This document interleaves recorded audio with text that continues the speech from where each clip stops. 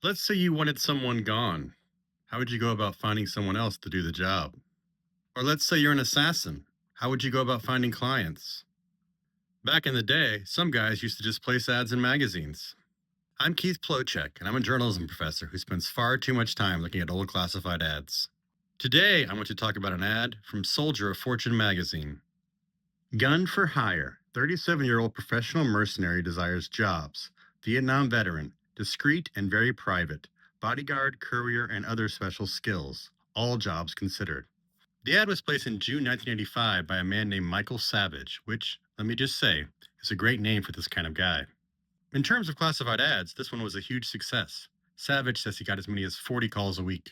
One of those calls led to a man named Richard Braun being gunned down in the driveway of his Atlanta home after two of his business associates put out a hit.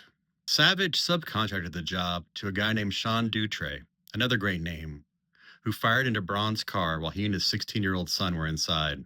Dutre made sure to put two shots in the back of Braun's head. Then he walked around to the other side of the car, raised his weapon at the son, and then put his finger to his lips, surely thinking this was some kind of badass move.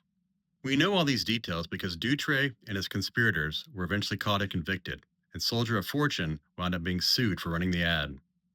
This brings us to Joan Steele, another great name, who was the advertising manager at Soldier of Fortune. Apparently, she'd objected to the original wording of the ad that said any and all jobs considered, not because it implied a willingness to kill people for money, but because it was too vague. She edited the ad to say all jobs considered instead. Big difference, I guess. These kinds of ads in Soldier of Fortune magazine were eventually connected to more than a half dozen murders over the years. So, if like me, you thought Soldier of Fortune was just a magazine collected by weird 12-year-old boys, think again. Be sure to hit that subscribe button for more history hidden in the back of journalism's past.